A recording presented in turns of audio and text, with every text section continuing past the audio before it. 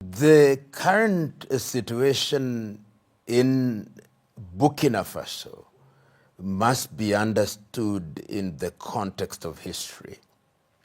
And that history, in my view, starts from 1983 with the emergence of Thomas Sankara. When Thomas Sankara took power in what was then Upper Volta, he changed the name of the country to Burkina Faso, the land of the upright men. That was seen as a revolution, and many things happened under the leadership of Thomas Sankara until he was eliminated in 1987. We now know that one of the people who participated was a close compatriot who became the president, Blaise Compaoré, and that is in the public domain.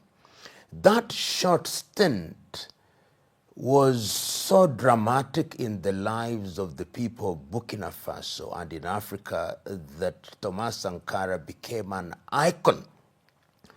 And the rise of Ibrahim Traoré is almost seen as a reincarnation of Thomas Sankara and his revolutionary fervor. And that is why he has become a poster boy for the new Africa. But let us understand how it came about. In the year 2022, in the month of January, the government of Roch Marc Christian Kabore was overthrown in January. And part of the accusation against the Kabore administration was that they had failed to eliminate the Islamic insurgency in the northern part of Burkina Faso. But Kabore did not stay in power for too long. In the month of September, in fact, in the month of September, the administration that had overthrown Kabore in January, that was the administration of Paul Henry Sandaogo Damiba. That is the administration that overthrew Kabore. He himself was to be overthrown in the month of September, the year 2022, by Ibrahim Traoré and his colleagues. And the reason why I think Traoré then very quickly became the poster boy was because of the decisions that he made to sever ties with France. His language was that we had remained a neo-colonial state for too long. Re-echoing what Thomas Sankara had said, his language was that we must have our own resources. If it is our uranium, let us use our uranium. If it is feeding ourselves, let us engage in agriculture that is going to feed our people. Let us ensure that we, the Burkinabe, are doing things that are in the interest of the Burkinabe and therefore in the larger interest of the continent of Africa. And it also came at a time when there is general disillusionment with the ballot. Africans had been persuaded, particularly after the collapse of the Berlin Wall, that this thing called democracy as defined by the West was the alpha and omega of good governance.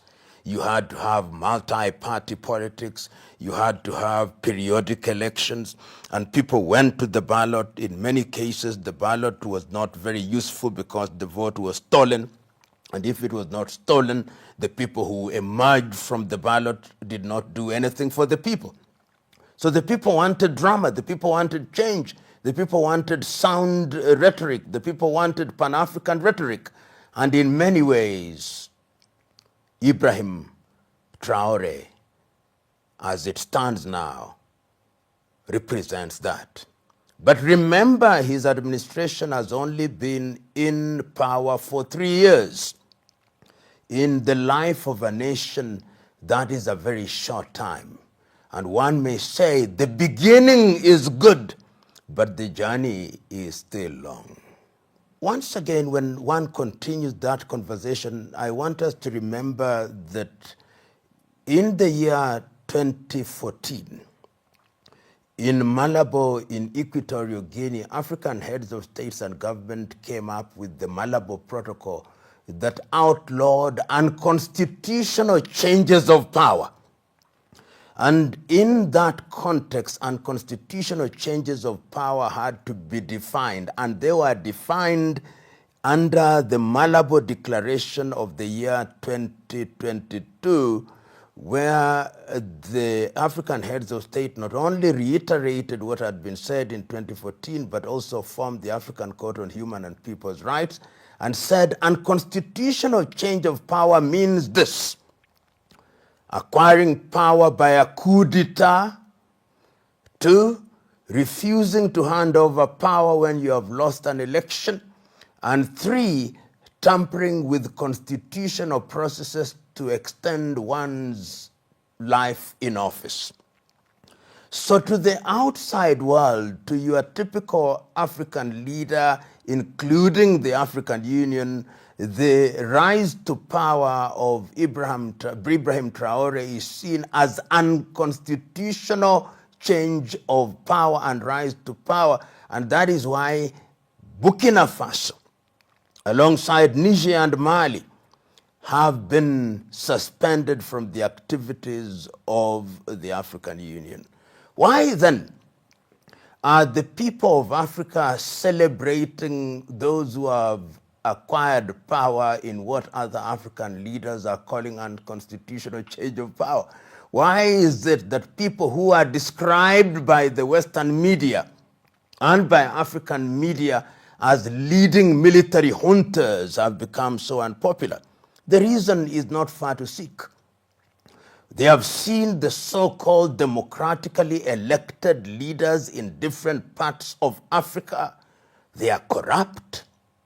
Some of them are murderous, and some of them are plain anti-people because they don't do that which is in the interest of the people. The people of Africa have seen how people who are in power retain and extend their stay in power for unnecessarily long when they are delivering nothing. And Ibrahim Traoré's administration presents a hope, presents in the view of particularly young Africans a light at the end of the tunnel. And what is that light saying? That light is saying, and it can be heard through the echo chambers, saying, you the colonizers, you the French, who in 1958 pretended to hand over political power, we no longer want to be with you. We no longer want to be your latter-day slaves. Traoré is being heard as saying that. Traoré is being heard as saying, you the neo-colonizers who have given us the short hand of the stick, you reap where you have not sown. You take our uranium, you take our resources, you take our minerals, and you give us a pittance. You are not going to do it anymore. You, the colonizers who handed over to us systems of governance that cannot work, including electoral commissions, including printing ballots in your own countries, including printing paper currency in your own countries, we will not allow you. He is saying that. You, the colonizers who, when we want to liberate ourselves, you create insurgency, you sow seeds of discord within our ranks, we are not going to allow you to do that. You, the African Union, who ought to be protecting us as Africans, you ECOWAS, who ought to be protecting us as Africans, you too appear to be mere lapdogs of the international order, particularly the West. To the extent that he is saying that, he is striking the right chords of a dissatisfied, disillusioned people in the continent of Africa, and their wish and desire is that there is a new dawn. A new dawn where governance will be different. A new dawn where governance will be people-centered. A new dawn where the umbilical cord between the colonizer and the free peoples will be severed. That is what, in the minds of many, Ibrahim Traoré represents. And that is his appeal. Remember, throughout history, people, and this is human, always want symbols of what they are fighting about. In the struggle for independence, if you look at other nations, in Ghana it was Nkrumah, in Tanzania it was Nyerere, in Zambia it was Kaunda, in Malawi it was Banda, in Mozambique it was Machel, Angola it was Neto. But this is now big because Traoré has come at a time when there is what I call African Renaissance. And people want things that are pan-African to defy what happened in Berlin in 1884 and 1885. That is what is happening. He is that symbol. You know, in history, people emerge, or leadership emerges that is defined by environment. Upper Volta had been one of the French colonies that was seen to be wedded to the Paris government, almost in the class of La Côte d'Ivoire or Senegal at one time. When Thomas Sankara came and said, we've got to recognize ourselves, and started by changing the name of the country, that was unprecedented. It was only in Ghana that Nkrumah had changed the name of Gold Coast to Ghana. This was new, this was fresh. And Thomas Sankara then was seen in that mold. A servant leader who says, I do not want the trappings of power. I do not want long motorcades. I do not want security that is a mere display of power. I want to serve the people. I don't want to ride in Mercedes-Benz or Bentley or Cadillac. I want something that is functional, something that moves. And when Thomas Sankara appears in 1987 at the OAU meeting in Addis Ababa, Ethiopia, and calls for our refusal to pay debts, he created a revolutionary fervor in Burkina Faso. And Traoré is in that tradition. He was young then, but the stories must have been told to him of Thomas Sankara. And remember, they come out of the same environment, the military environment. They may have been trained after the style of the French, but sometimes you've got to swim in the oceans of the enemy in order to know who they are. So he grew in that environment, and when therefore he comes and says, we are leading, when he comes and says, we are not going to have the trappings of power to prevent us from working for the people, when he comes and says, my salary is not going to be increased, when he comes and says, I'm not going to be summoned to appear in European capitals, when he comes and says that the IMF and the World Bank are not going to dictate to us what to do, when he comes and says that the mineral companies of the West are not going to tell us what to do, we are going to choose our own friends in the international arena, he is speaking for many people in the continent of Africa. And that is why, for the moment, he remains in the minds and hearts of many people. And the prayer of many is that he does not change. Because power has its own way of changing and corrupting people. The prayer of many who are watching him is that he remains on course, that he remains faithful to the agenda, that he remains faithful to his declared position that he is a people's servant, that he is a midwife to deliver for the people of Burkina Faso and to ensure that the quality of their lives is improved. For the moment, he is receiving the best judgment that a leader can expect. He can do no wrong in the minds of many. And the media and social media is populated with a lot of artificial intelligence things which are attributed to him. And they are all positive. That is a statement of the hunger that Africans have for positive messaging. It gives hope. It tells them that it can be done and that it must be done.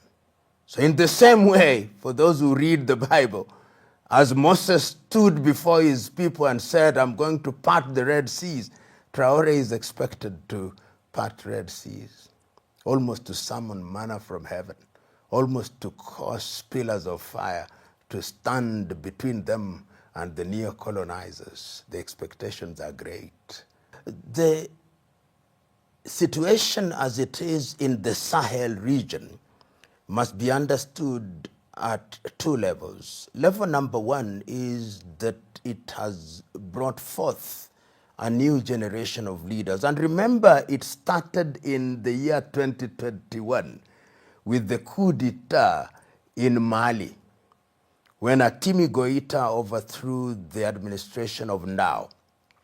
When he did that, the rebellion started, and immediately after that, there was the Burkina Faso coup in 2022, and immediately after that, in 2023, there was the coup in Niger.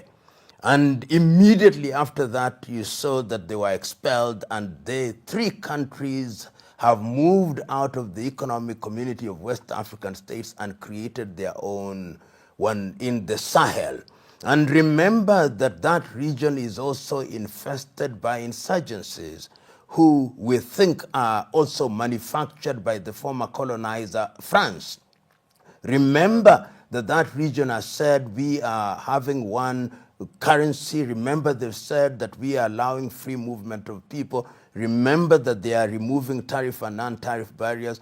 Remember that the French have also ensured that their kin and kith in the West are hostile to those administrations and, of course, by extension, hostile to Burkina Faso. Remember that they were exploiting the uranium. Remember they were exploiting their minerals. Remember that they saw these as satellite states, and it is for that reason why Russia became attractive as a trusted ally. And many in the West sometimes don't understand why Russia is attractive as an alternative to the Western countries. The history is long, but let us cut it short. Russia was not a colonizer. Despite attempts by some Western historians to say that they attempted to colonize in Africa, they did not. So there is no colony of Russia. And even when the Soviet Union existed prior to the collapse of the Soviet Union in 1989, and we use the word Russia as if it was the same as the Soviet Union. At least that is what happened in many parts of Africa. And what did they do?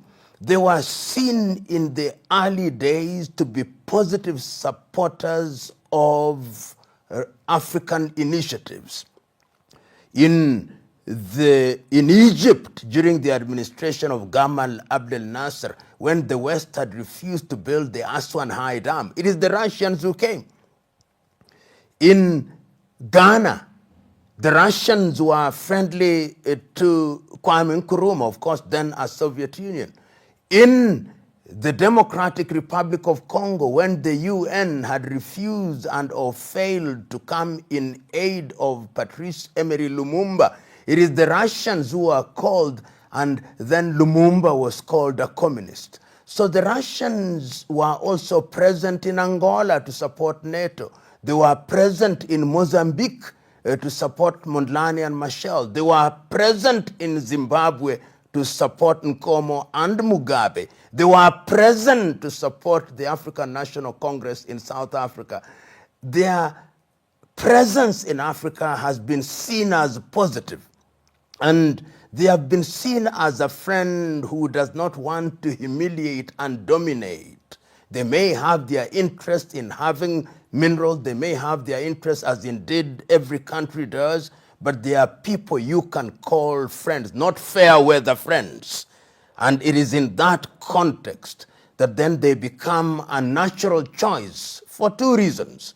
One, historical. Secondly, because they have the military wherewithal. Remember that this world is the law of the jungle. And if you have a friend who is feared by your enemy, then that does guarantee your security. And it's that context, therefore, that you see Russia have become in many ways the protectors of this administration at the request of the administration. Because if it were not so, history tells us that you can be eliminated. And we have had many rumors of attempts at the life of Ibrahim Traoré. And these colonizers, they don't do so directly. They use your very own. They create fifth columnists within your very own system. And if you had any doubt, how did they eliminate Thomas Isidore Noel Sankara? Through the people that he thought were his friends. In Kiswahili we say, kikulacho kingoni mwako. That which bites you is inside the clothes that you wear. And that is why you need friends who will stand by you, come rain or shine. And for the moment, the Russians have demonstrated that they are such friends. When one talks about friendship, particularly in this harsh world where in truth it can be said there is a new scramble for Africa, in this harsh world where the European powers, former colonizers, are losing their territory and influence one by one, in this harsh world where the Western countries, the conceptual West, believe that they are losing their territories to Russia and China, to be a friend of Russia is to invite enemies from the West. And that is why you see, using even African institutions, they threaten Burkina Faso, they threaten Mali, they threaten Niger, using different methods. They try to ensure that they drain water out of your pond so that you cannot survive. So in the short to medium term, it is going to be a difficult time. Difficult because they'll try to choke you. They'll try to ensure that they create an environment where your people rise up against you. They'll try to ensure that there is dissatisfaction. So going forward, what I would myself suggest is that the engagement be structured and be beyond human beings. Human beings can only exist for so long. But in order to ensure that friendship is guaranteed, the friendship between Burkina Faso and Russia must look beyond Traoré and beyond Putin. And that can be done by ensuring that the engagements are of mutual strategic interest for the countries, so that if it is in agriculture, if it is in the mining sector, if it is in tourism, if it is military, then those structures are put in place, and 100 years from today, holding all factors constant, they can survive those who entered into them as agreements. You know, when Traoré came to power, and let us retrace the history again, that he came to power after Compaoré had been removed and had sought asylum outside of the country, I think in La Côte d'Ivoire. He came to power after Jean-Marc Christian Kabore's administration had been taken away. He came to power after Damiba had been taken away. And when he came and he appeared to be relieving and reviving what I call the Sankaraist philosophy, he became an immediate enemy of Paris, led by Macron. And Macron, you see, has carried himself almost as the latter-day Napoleon Bonaparte. To the extent that he has done so, anybody who is not towing the line, Macron, I think, sees himself, and this is subject to debate, not only as Napoleon Bonaparte, but also as Charles de Gaulle. And in that regard, he believes that the territories which were colonized by them must behave. Remember in 1958, after the yes-no vote, in which case only Sékou Touré of Guinea voted no, they used to refer to former French colonies as territoire d'outre-mer.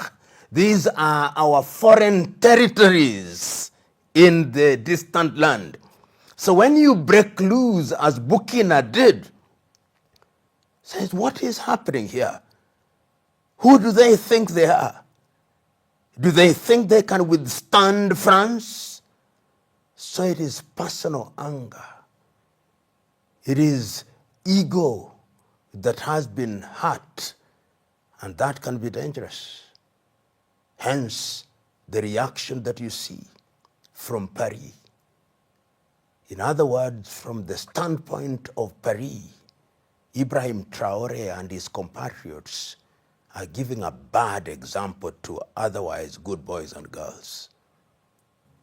When you look at Traoré and Burkina Faso now, I think there are four categories of people when you look at how they are dealing with the Traoré. There is category number one of leaders who are wedded to their colonizers, who think, oh, this young man, we've seen many like him, he's just a flash in the pan, he'll come and go. That is category number one. And I'm sure they tell their masters in the West, we have seen many, didn't we see Sankara? Didn't we see Lumumba? Didn't we see Nkrumah? Didn't we see Machel? Category number one. Category number two are those who are saying, I wish it was me who was getting this kind of adulation. What could I have done in order to ensure that my name is emblazoned on every other media? Those are actuated by ego and malice and envy and jealousy. That is another category of African leaders. The other category of African leaders are those who fear. They fear that what this young man and his compatriots are doing is setting a bad example, and I must now look very keenly at what my young men and women in the army are doing. They can't sleep because they fear that they themselves can meet the fate of those who are removed by Traoré. So they fear in that regard. Then there is the fourth positive category. They are few and far between. They are the ones who say, yes, these things we call unconstitutional changes of power, this is not unconstitutional change of power. This is rebellion, and not just rebellion. This is revolution. And they are saying, let us not ostracize these young men and women. They actually represent a new generation of Africans who are impatient, who feel let down. Let us support them. One of them who is emerging in that category is my very good friend, John Dramani Mahama of Ghana, who upon returning to power in Ghana told the ECOWAS leaders, we must engage the Sahelians. And he's been to Ouagadougou, he's been to Bamako, he's been to Niamey. They are saying that this situation is a clarion call to the entire continent of Africa, that if we don't change for the better, then we will be eliminated. So when you look at the situation in Burkina Faso, those are the four forces that are operating within the African continent. Then there is a fifth force from outside of the continent. This is France. These young people are making us to lose our spheres of influence. They think they are going to make something to work in Burkina Faso. We will not allow it. What we are going to do is to cause and support insurgency so that if there is no total breakdown of law and order in those countries, then there will be a civil war. And I can tell you, they are doing everything in their power, covertly and overtly, to undermine those administrations. And I have no doubt in my mind that on a daily basis, they have individuals in their intelligence community asking, how can we eliminate him? Can we eliminate him by poisoning his toothpaste like we tried before with other people? What do we use? On a daily basis, they are planning. In 1965, Nkrumah gave an iconic speech. He said that it is the duty of the military to support the government in power and the duty of the military not to be involved in politics. But if it becomes necessary for the military to get involved in politics, it should only be for a short time as justified by necessity, and then they must go back to their military duties. In other words, even the Osagie for Kwame Nkrumah himself, who unfortunately ended up being a victim of a military coup, did appreciate that there may be circumstances in which it can become necessary. In Africa, why is it becoming necessary? It is becoming necessary because those who are in office have perfected the art of sustaining themselves in power by manipulating the ballot. You know, there are 55 African countries, 54 recognized internationally. 40 of those countries print their ballots outside of the continent of Africa. And there is evidence in the cases of some of these countries that ballots are actually pre-marked in favor of certain candidates. So you can wake up all you want very early in the morning. But as was said by one leader many years ago, it is not those who vote that matter, but those who count the votes. So today, you walk across Africa and you hear young people saying, what is the purpose of voting anyway? The result is predetermined. And these individuals, once they get into power, what is their greatest claim to fame? They are thieves, they are liars, they are murderers. So people are becoming helpless. And it is in this context when an enlightened or a group of enlightened individuals in the armed forces then seize power through the barrel of the gun, then they get the people's support, because the people say, we don't like these individuals and therefore we are not going to listen to these individuals who say that power has been seized unconstitutionally. We are going to argue that the end justifies the means. And this is why, therefore, coups are becoming something that are celebrated. That is why there were people dancing in the streets of Niamey. That is why there were people dancing in the streets of Bamako. That's why there were people dancing in the streets of Libreville. That is why there were people dancing in the streets of Ouagadougou. And I'm sure there are many more in different African countries waiting to dance and asking themselves, when will an enlightened group of men and women emerge in our country to save us from the clutches of these megalomaniacs who have succeeded in manipulating the ballot? Burkina Faso has tried to achieve many things, but I also want us to contextualize Burkina Faso. The Burkina Faso economy is a small economy. Its GDP at very best is just slightly over 20 billion United States dollars. That is a small economy. But as the saying goes, you cut your coat according to your cloth.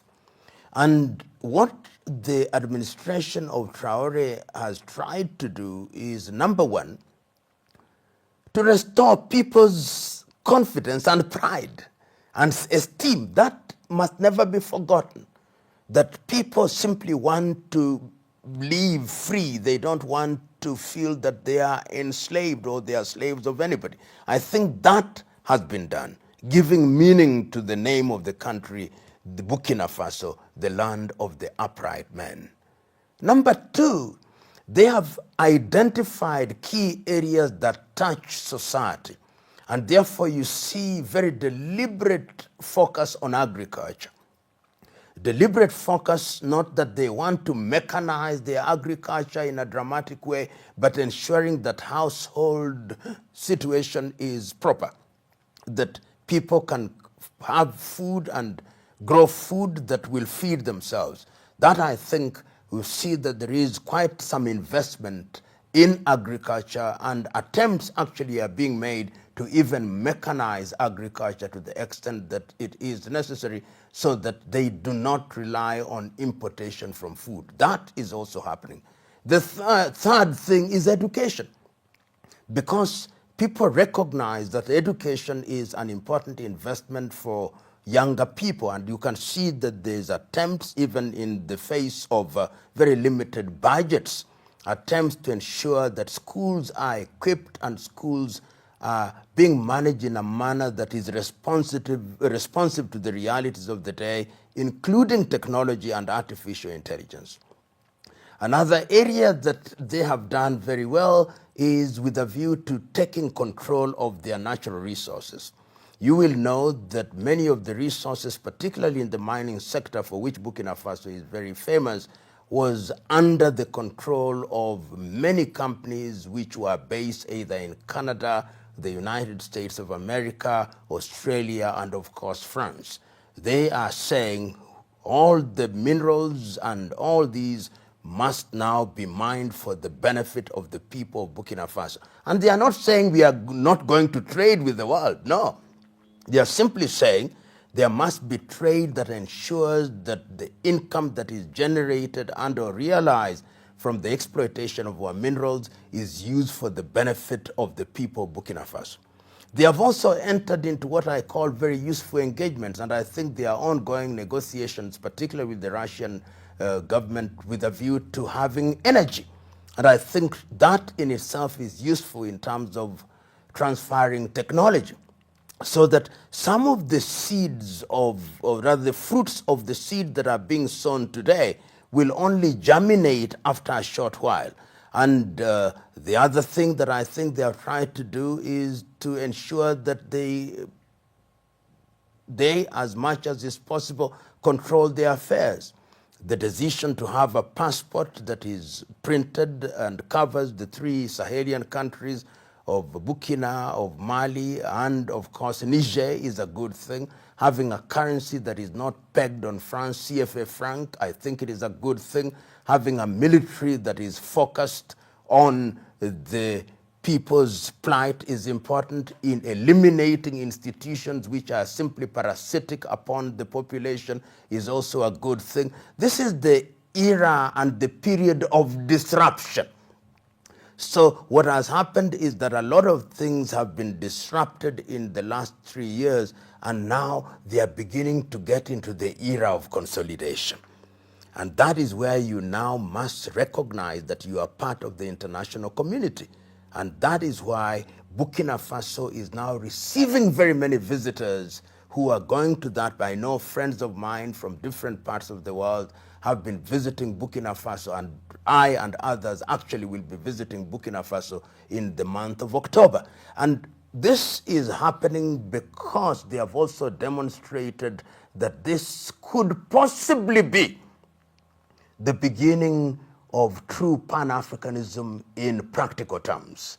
So a lot of things are happening there, and I think when you are doing well, if you allow me a football analogy, when you are moving with the ball towards the goal, the noise is useful to encourage you to hold the ball well, in the knowledge that it is only when you score that you make us happy. So the ball is moving towards the goal, and those who are outside are cheering, and we want to see the ball at the back of the net. Then we will cheer even more. As I said, Ibrahim Traoré is a symbol, and a symbol is part of the system.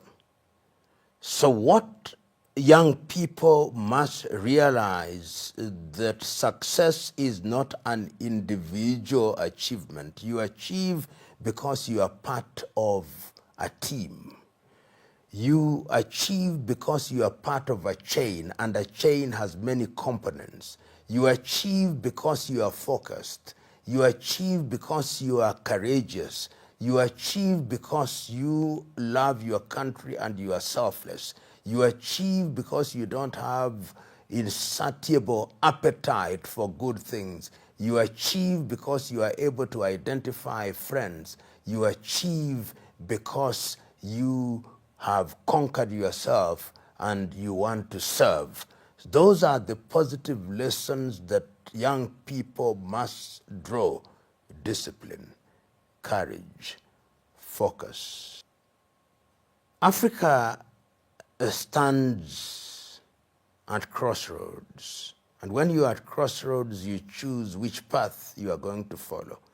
What is happening in Burkina Faso, and by extension in the Sahelian region to include Niger and Mali, is a good thing.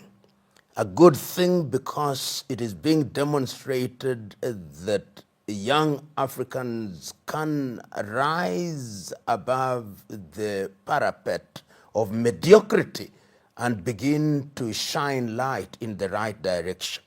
Our prayer and our hope is that the people will keep these leaders on a short leash, because good governance must always be underpinned and protected by eternal vigilance of the population, because power can corrupt, and all of us are capable of being corrupted by power.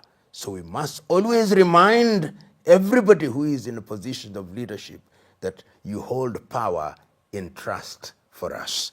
And that is why we must remind Traoré, remind Atimi Goita, remind Shani that you are there, but you are merely the arrow's head. The arrow's head without the tail cannot move.